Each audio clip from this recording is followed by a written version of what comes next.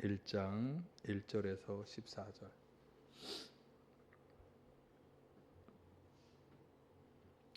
하나님의 뜻으로 그리스도 예수의 사도가 된 나 바울과 형제인 디모데가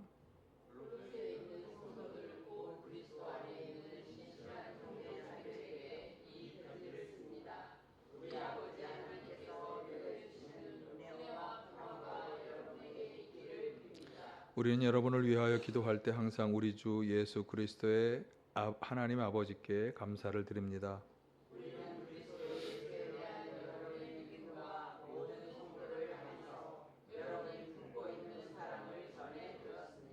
이 믿음과 사랑은 여러분을 위하여 하늘에 쌓아두신 소망에 근거합니다. 이 소망은 여러분이 진리의 말씀 곧 복음을 받아들일 때에 이미 들은 것입니다.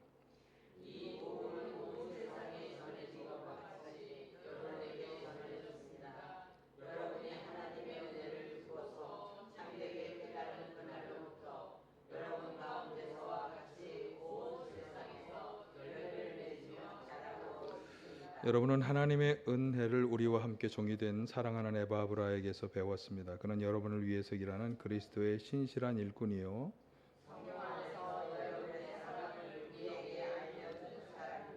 그러므로 우리가 여러분의 소식을 들은 그날부터 우리도 여러분을 위하여 쉬지 않고 기도합니다. 우리는 하나님께서 여러분에게 모든 신령한 지혜와 총명으로 하나님의 뜻을 아는 지식을 채워주시기를 빕니다.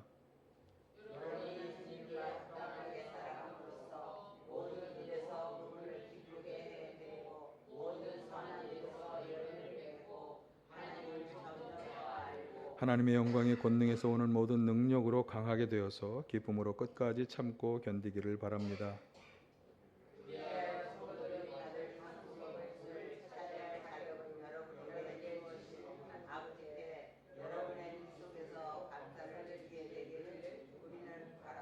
아버지께서 우리를 암흑의 권세에서 건져내셔서 자기의 사랑하는 아들의 나라로 옮기셨습니다. 우리는 그 아들 안에서 구속 곧 죄 사함을 받았습니다. 아멘. 할렐루야. 오늘 본문은 이제 바울 사도와 바울의 제자 디모데가 골로새에 있는 믿음의 공동체에게 보낸 서신인데요.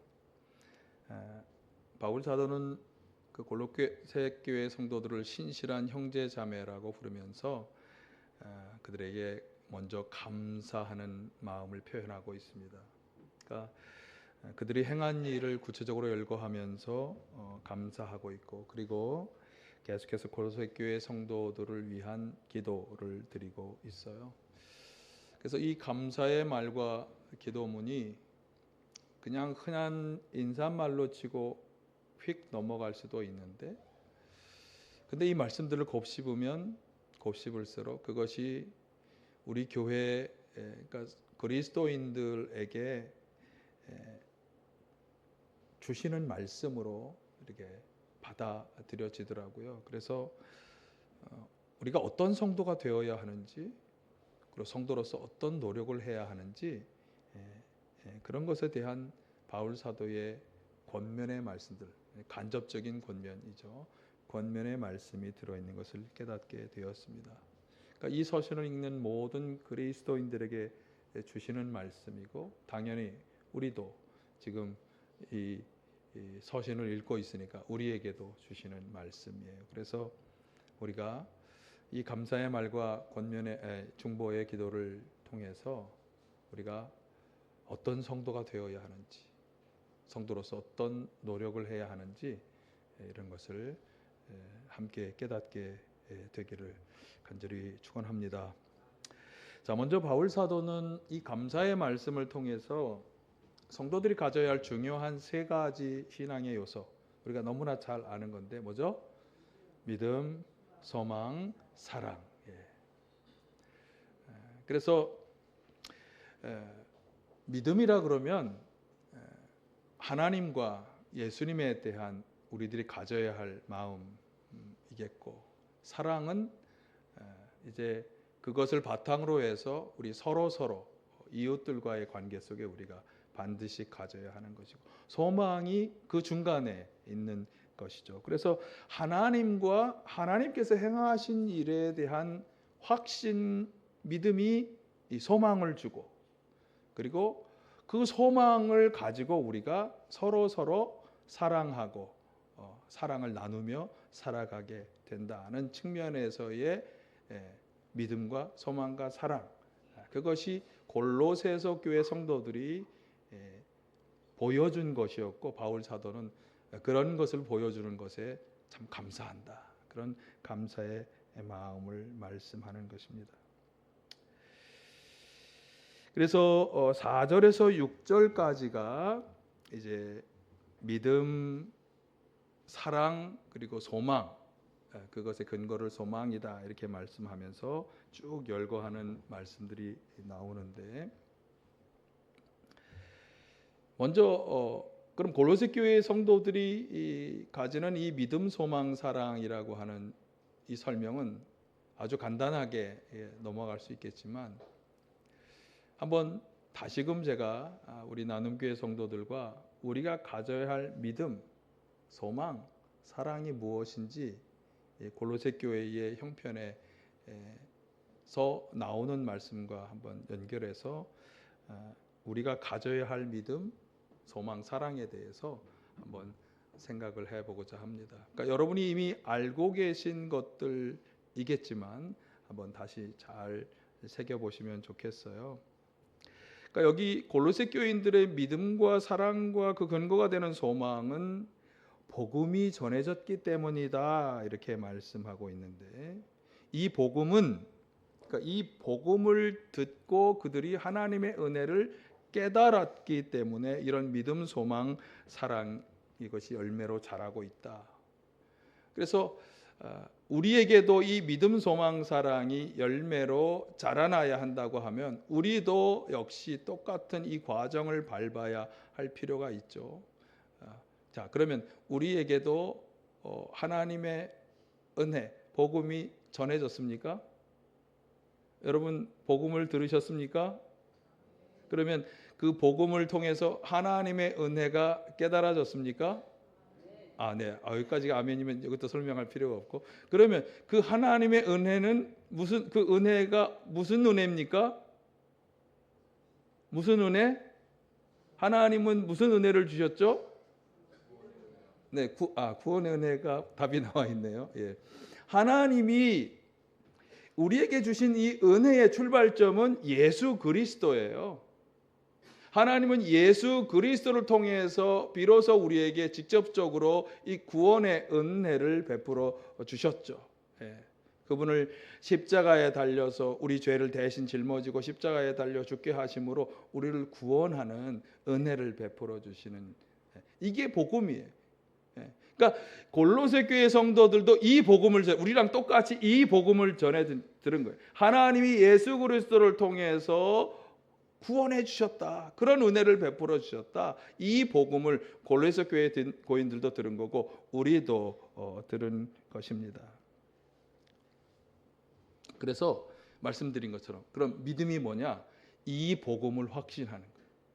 하나님이 예수 그리스도를 통해 우리를 구원해 주셨다라고 하는 이 복음을 확신하는 것. 확신하십니까? 예수님을 통해 구원의 은혜를 베푸셨다는 확신을 가지고 계실까요? 아멘. 자, 그런데 우리 그리스도인들은 믿음으로 살아가는 사람들이에요. 그러니까 우리는 믿음으로 구원받았어. 그런 의미에서 우리는 살아남을 받았어요. 그러나 우리의 삶은 계속해서 믿음으로 살아가는 거예요. 그러니까 하나님을 믿고 예수님을 믿으니까 그러니까 내가 이걸 견디지. 그러니까 내가 이렇게 어려워도 내가 견디지. 내가 이렇게 질병에 걸려도 내가 살아갈 수 있지. 내가 이렇게 힘들고 어려워도 살아갈 수 있지. 우리의 삶은 믿음으로 예수님을 믿고 하나님을 믿으니까 살아가는 삶이에요. 자, 그런데 우리가 꼭 기억해야 할, 하나님께서 예수 그리스도의 십자가를 통해 우리에게 행해 주신 여러 가지 일들이 있는데, 대표적인 것은 우리를 죄에서 용서해 주시고, 지옥에 떨어져야 할 진짜 죽음에서 우리를 생명으로 옮겨주셨다는 이 이 죄 용서와 생명을 주신 사건이 가장 중요한 사건인데, 이것에 더하여서 예수님의 십자가를 통해서 하나님이 우리에게 주신 것이 또 하나 우리가 꼭 생각해 보아야 할 중요한 점이 있는데, 그게 뭔가 하면 십자가에서의 신적 교환이 이루어졌다는 확신. 이건 좀 신학적인 용어예요.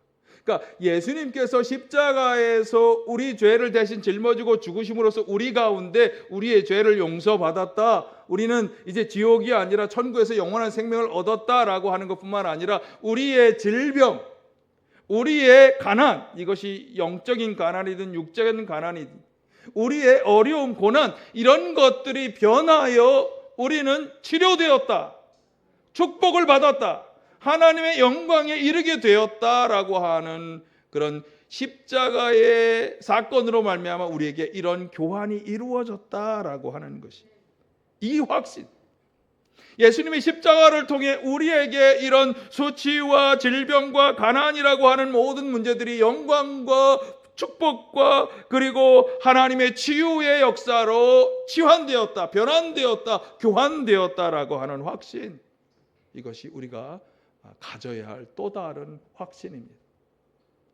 여러분, 이 신적 교환에 예수님의 십자가로 인해 이렇게 십자가에서 우리의 삶에 놀라운 그런 교환이 이루어졌다는 이 확신을 가지시길 바랍니다. 그러니까 우리는 이 교환을 약속받은 혹은 교환을 체험한 그런 새로운 존재가 되었다. 이 새 존재에 대한 얘기는 제가 굉장히 여러 번 말씀을 드렸어요.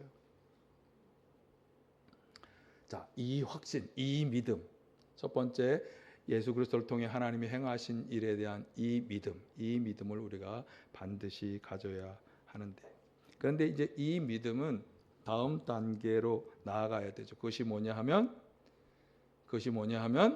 소망. 사실 믿는다면 소망을 가질 수밖에 없어요. 자, 예수 그리스도를 통해서 우리의 죄를 용서해 주신 하나님은, 그럼 죄 용서 끝? 죄를 용서받았으니까 지옥이 아니라 천국에 갈 수 있게 되었다. 천국에서의 영원한 생명을 누리게 되었다는 것 자체가 바로 우리가 이 믿음은 소망을 같이 우리에게 주는 아주 중요한 이 역사라고 하는 것을 우리가 알 수 있겠어요. 그러니까 이 믿음은 이미 소망을 품고 있는 거예요. 그래서 하나님이 우리 가운데 어떤 일을 해주실 것이냐라고 하는 것이 우리의 소망인데, 그런데 그 소망의 가장 확실한 것이 뭐냐 하면 나는 죄를 용서받고 구원받아서 천국에 갈 거야 라고 하는 소망, 이게 우리가 가질 수 있는 가장 중요하고 확실한 소망이겠죠. 사실 오늘날 아주 많은 사람들이 이 소망이 없어서 문제입니다. 지난주에 말씀드렸지만 육신의 정욕과 욕망을 채우기 위해서 그런 것을 간절히 소망하면서 육체에다가 심으면서 살아가는 사람, 기억나세요? 육체에 심는 사람, 성령에 심는 사람. 이 육체에다 심는 사람으로 우리가 살아가는 이유가 뭘까? 이 참 소망이 없기 때문에. 많은 사람들이 살아가면서 좌절하고 실패하고 절망하고 참 어렵고 힘들게 살아가는 많은 이유 중에 하나도 참 소망이 없기 때문이에요. 그러니까 그 참 소망이란 뭐냐면 일시적으로 순간적으로 주는 쾌락을 바라고 살아가는 것, 이건 소망이라고 할 수 없어요. 그 소망에는 생명이 없어요. 영원히 없어요. 그냥 잠깐 즐겁다가 끝나는 거예요. 그 끝남 이후에는, 장로님 혹시 그 끝남 이후에 뭐가 있는지 아십니까? 잠깐의 쾌락 이후에 허무가 있잖아요. 더 급한 갈급함이 생기잖아요. 여러분, 이런 것은 참된 행복이 아니에요. 그러니까 이런 참된 소망을 가지지 못하면 참 행복을 우리가 누릴 수 없어요. 더 깊은 절망에 빠져들어갈 수밖에 없어요. 그래서 우리가 꼭 기억해야 할 것은 성경이 우리에게 말해주는 한 가지가 뭐냐? 참 소망은 하나님께 있다. 자, 이제 어떤 분들은 아니 저 목사님 또 저 얘기하시네. 그럼 이 세상에 살아가는 우리는 어쩌란 말이야. 참 소망이 하나님께 있다. 지금부터 설명을 해드릴게요. 왜 하나님께만 소망이 있을까? 성경은 하나님이 우리를 창조하셨다고 고백하죠. 그분은 창조주세요. 근데 그분이 세상을 창조하실 때 하늘의 존재, 땅의 존재, 사람을 창조하실 때마다 하신 약속의 말씀이 있어요. 창세기 1장 22, 28절에 보면 거듭 바다와 땅의 모든 생물을 창조하시고서 이렇게 축복하셨어요. 함께 하실까요? 생육하고 번성하여 땅에 충만하라. 그러니까 이 세상 천지 만물을 창조하신 하나님은 이 땅에 가득하여 서로 생존 경쟁을 벌이면서 마음껏 싸워라 이런 말씀이 아니라 우리를 창조하신 이유 자체가 뭐냐면 번성하여 축복을 누리는 존재로 우리를 창조하신 거예요. 아멘? 예. 그러니까 하나님은 우리를 이 땅에 그냥 어떤 존재로 내놓고 마음대로 살아, 적자 생존의 세상 속에서 마음대로 살아 이렇게 하신 게 아니라 우리를 번성하는 복을 주시기 위해 창조하셨다는 거예요. 이 창조의 이야기가 그것을 아주 잘 말씀해 주고 있어요. 또 하나, 우리가 대표적으로 하나님의 백성을 누구라고 그러죠? 이스라엘 백성들이 하나님의 백성의 표본이었잖아요. 처음에 그 사람들에게 하나님이 백성답게 살아갈 수 있는 법을 주셨는데 그게 우리가 잘 아는 계명, 대표적인 게 십계명이죠. 그런 법도를 주셨어요. 그 법도를 하신 말씀에 이런 말씀이 있어요. 출애굽기 20장 6절에 보실까요? 나를 사랑하고 나의 계명을 지키는 사람에게는 수천대 자손에 이르기까지 한결같은 사랑을 베푼다. 자, 하나님이 계명을 주신 이유가 뭐예요? 수천대의 하나님의 사랑을 받으며 살도록 계명을 주셨다는 거예요. 자, 또 하나 신명기 6장 2, 3절을 보실까요? 당신들이 주 당신들의 하나님을 경외하며 내가 당신들에게 명한 모든 주님의 규례와 법도를 잘 지키면 시작 당신들과 당신들 자손이 오래오래 잘 살 것입니다.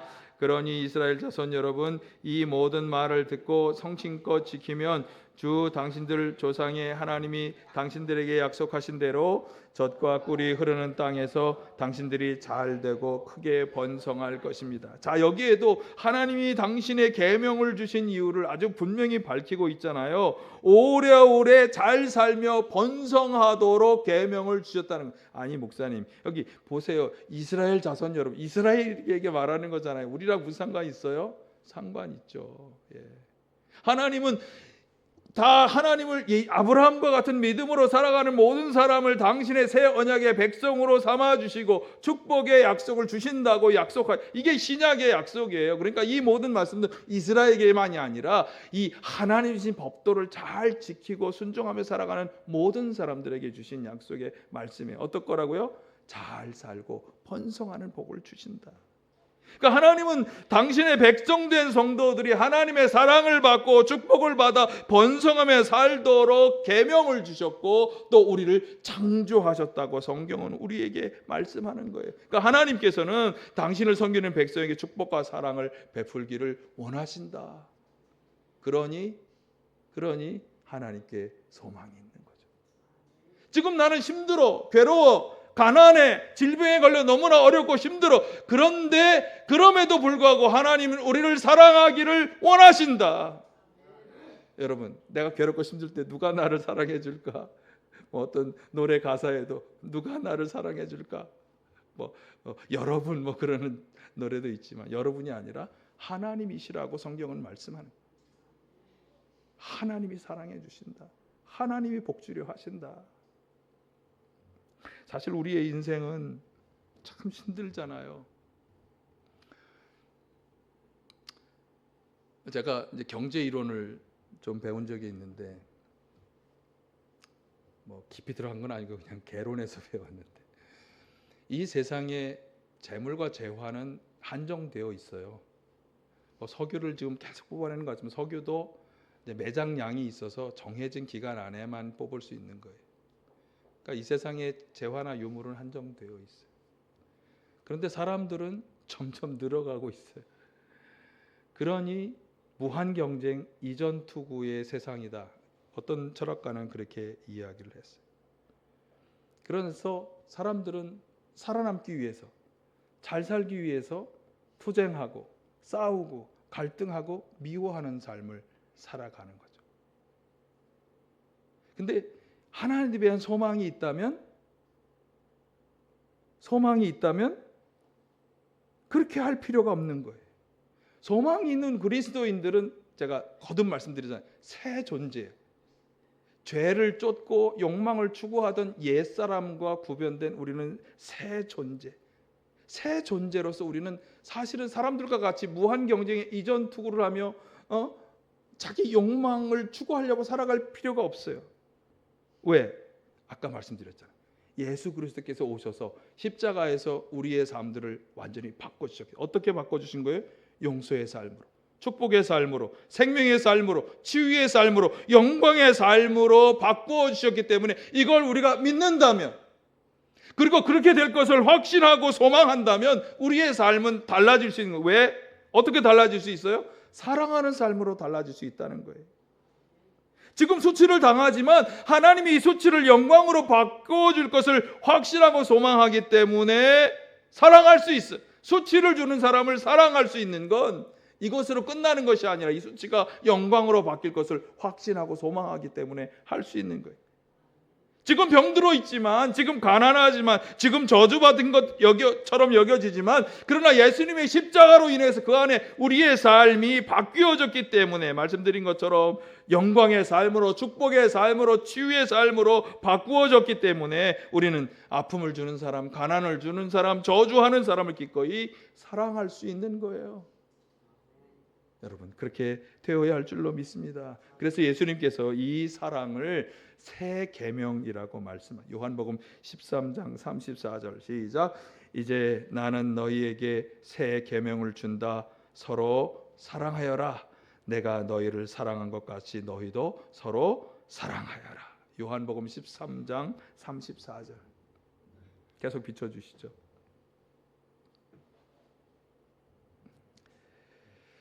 사실 사랑의 계명은 구약의 모든 계명들을 다 종합한 거다고 예수님이 말씀하셨죠.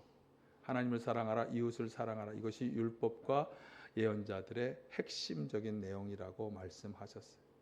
그런데 왜 여기서 또 새 계명이라고 말씀하셨을까? 자, 내 이웃을 내 몸과 같이 사랑하라는 그 본래 사랑의 계명의 기준은 내가 나를 사랑하는 것처럼 이웃을 사랑하라는 거예요. 기준이 자기에게 있어요. 사실 우리가 자기를 사랑하는 것만큼 이웃을 사랑하는 것도 쉽지 않아요. 그죠? 예. 그런데 이 예수님의 이 새 계명에 의하면 다시 한번 보시면 내가 너희를 사랑한 것과 같이 서로 사랑하라. 여기선 기준이 예수님이에요. 이 예수님의 사랑이 기준인데 그럼 예수님이 우리를 어떻게 사랑하셨어요? 어떻게 사랑하셨어요? 자기 목숨을 십자가에서 내주는 사랑을 해주셨잖아요. 그래서 새 계명이에요. 우리의 기준을 높여야 되는 거예요. 지금까지 사랑하라고 생각하는 것보다 더 높은 기준, 자기를 내어줄 수 있는 기준. 예. 여러분, 이 사랑이 우리가 해야 할 사랑인 줄로 믿습니다. 예. 믿음, 소망, 사랑. 이것이 바로 하늘나라의 참된 가치인 줄 믿습니다. 그래서 우리가 예수님과 하나님에 대한 분명한 확신을 가지고 있다면, 그리고 그 예수님께서 십자가에서 이루어진 신적 교환, 우리가 이제 그 십자가의 예수님의 십자가의 사랑을 통해서 의와 용서와 생명과 치유와 영광과 축복이 주어질 것을 확신하고 살아간다면 그것을 소망하면서 이웃을 사랑하고 서로 사랑하며 살아갈 수 있는 거죠. 그렇게 되시길 간절히 축원합니다. 자, 이것이 믿음, 소망, 사랑에 대한 설명이었고요. 자, 지금부터 이제 말씀드리려고 하는 것은 바울 사도의 중보기도입니다. 저는 이 중보기도도 우리가 꼭 기억해야 하고, 이 중보기도 속에 우리가 어떻게 살아가려고 노력해야 하는지에 대한 아주 중요한 말씀이 들어있는데, 자, 한번 구절을 보실까요? 그러므로 우리가 여러분의 소식을 들은 그날부터 우리도 여러분을 위하여 쉬지 않고 기도합니다. 우리는 하나님께서 여러분에게 모든 신령한 지혜와 총명으로 하나님의 뜻을 아는 지식을 채워주시기를 빕니다. 예. 이 말씀이 이제 12절까지 계속되기 때문에 이렇게 잘라서 보는 게 쉽지 않지만 크게 6가지 기도 내용이 있는데, 먼저 첫 번째 기도는 뭐냐 하면 하나님의 뜻을 아는 지식으로 채워주시기를, 누가? 하나님께서 하나님의 신령한 지혜와 총명으로 하나님의 뜻을 잘 아는 지식으로 채워지도록 그렇게 기도하고 있어요. 예. 그러니까 이건 어떻게 보면 굉장히 수동적인 것이고 이건 이제 하나님에게 향한 기도라고도 볼 수 있겠어요. 여기 지식으로 채워진다고 하는 것은, 여러분, 지식이 우리에게 채워지면, 이렇게 하면 안 돼. 물이 컵에 물이 가득 채워지면 어떻게 되죠? 예, 넘쳐 흐르죠. 그러니까 지식이 채워진다고 하는 건 이걸 상정해야, 지식이 채워지면 지식이 자연적으로 흘러나오는 거예요. 흘러나와서 어떻게 되는 거죠? 생각을 바꾸고 행동을 바꾸고 삶을 바꾸게 되는 거죠. 지식이 채워진다는 건 이걸 염두에 둔 말씀이에요. 그래서 하나님이 채워주는 지식으로 말미암아 여러분의 삶이 이렇게 변화되기를 원합니다라고 하는 그런 기도가, 그러니까 하나님을 향한 기도이기도 하고 사람들을 향한 기도가 되기도 하는 거죠. 근데 여기 보니까 먼저 우리가 채워져야 하는 지식이 뭐죠? 하나님을 아는 지식이 중요하다. 그래서 예수님이 말씀하신 거잖아요. 무엇을 먹을 것인가, 마실 것인가, 입을 것인가 걱정하지 말라 할 때 그 제일 마지막 부분에 너희는 먼저 하나님의 나라와 의를 구하라라고 하신 것이 바로 그 말씀이죠. 근데 그러면 어떻게 되죠? 예, 그러면 하나님이 다 우리의 모든 것을 알아서 해주신다고 말씀하셨어요. 그러니까 하나님의 뜻이 무엇인지를 잘 아는 게 중요한데, 여기 보니까 신령한 지혜와 총명으로 알게 해주신다 그렇게 말씀하고 있어요. 그러니까 이 신령한 지혜와 총명, 이걸 공동 번역에서는 뭐라고 번역했는가 하면 성령께서 주시는 지혜와 총명으로. 그러니까 이거는 우리가 하나님을 알되 하나님의 뜻을 깨닫기 위해서는 성령의 도움이 강력히 필요하다고 하는 것을 이건 그러니까 성령께서 우리에게 채워주실 거예요. 예, 그렇게 우리가 기도하며 나아가면 그렇게 채워주실 줄 믿습니다. 자, 그런데 두 번째 기도는, 그렇게 채워주심으로 지금 바울 사도가 말씀하는 두 번째 기도는 하나님께 합당하게 살아가는 성도가 되기를, 합당하게 삶으로 하나님을 기쁘시게 하는 성도가 되기를, 10절 상반절의 그 이야기죠. 여러분, 우리의 삶이 누구를 기뻐하는 삶입니까? 물론 자기 자신을 기뻐하는 삶이 가장 첫 번째, 그죠? 그 다음에는 가족, 또 누가 있어요? 친구들. 우리의 삶이 누구를 기쁘게 하는 삶이 되어야 할까? 나를 기쁘게 하고, 우리 가족을 기쁘게 하고, 내 친구를 기쁘게 하고, 이웃을 기쁘게. 네. 그런데 성경은 하나님을 기쁘게 하는 것을 먼저라고 얘기하고 있어요. 하나님께 합당하게 살아가서 하나님을 기쁘게 하라는 거죠. 자, 그럼 그게 두 번째 기도인데, 그럼 하나님께 합당하게 살아가는 건 도대체 어떻게 하라는 거냐? 그것이 그 뒤에 나오는 나머지 이 두 가지 기도문에서 그것이 잘 드러나는데, 10절 11절 한번 보실까요? 합당하게 살아가기 위한 것이 무엇이냐? 시작. 모든 선한 일에서 열매를 맺고 하나님을 점점 더 알고 하나님의 영광의 권능에서 오는 능력으로 강하게 돼서 기쁨으로 끝까지 참고 견디기를. 그러니까 하나님께 합당하게 살아가기 위해서 이 성도들에게 요청되는 게 뭐냐면 선한 일에 열매를 맺어라. 그리고 하나님을 점점 더 알아가라. 이거 세 번역에서는 하나님을 아는 지식이 자라나라 그렇게 얘기하고, 그리고 세 번째는 기쁨으로 잘 참고 견뎌라.